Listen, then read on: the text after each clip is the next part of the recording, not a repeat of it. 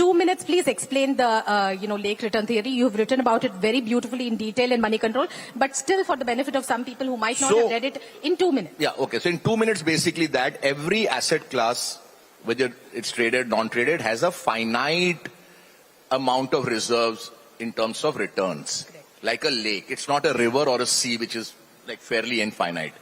So, agar lake ki capacity is limited, and you know the data which tells you what this lake can deliver, the Indian lake has delivered 14-15% over a 25, 30, 40 year period. But that lake, by the way, has become, in terms of the reservoir capacity, less. It is now 10-11% because of a lowering of nominal GDP growth. So, apni lake ki capacity is about 10-12%, mota mota. That capacity is low when obviously we have a bear market, like we have 2018, 19, 20. In fact, 2015 to 20 was only 1% CAGR. By the way, it was a pretty barren patch, which means lake levels were low. COVID came, lake levels have shot up. Now that lake has given you water beyond its capacity, which was 48% CAGR. So now, wo bandh jo hai, dam hai, that was going to burst. I kind of figured that out in the middle of last year, ki bahut ho gaya. Considering 5 years of lake filling hua hai, time to at least lighten up. I lightened up, and you can see ki ab baadh aa gaya. It's a devastation, pralay hai. That is what an overflowing of the lake looks like, basically. Now this lake will dry up. Now it can dry up in 1 year, it can dry up in 5 years. Looking at the huge overcapacity of the water, I don't think it's going to getting over in 3 months. Okay, so first of all, You're raring to go, but I have a question just for understanding. What is the starting point for this lake return? What is the starting point? How do you say 5 years? Why not 7 years? Why not 9 years? Why not 10 years? तो वो मैं free में तो बताता नहीं हूँ.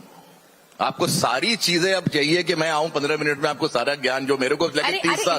This is a debate. You have to. ये नहीं बोल सकते कि भाई ये. I'm not debating. You don't understand. It's not a debate. No, you have to. You have to clarify unlike my dear friend Samir, I'm not managing public money, so I don't have to debate this point of view with anybody. This is my point of view. Explain. Yeah, what I'm saying is that if you look at the history of bull markets in India, typically it's 4 to 6 year kind of duration.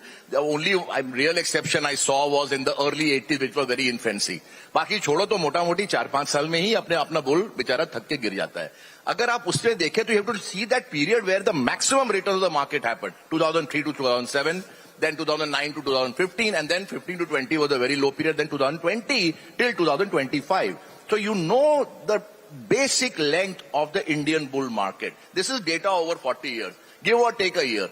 Once you see that, and in that period you've had huge supernormal returns, that means the capacity has been now reached beyond it's able to deliver that. I saw exactly that in 2007 December.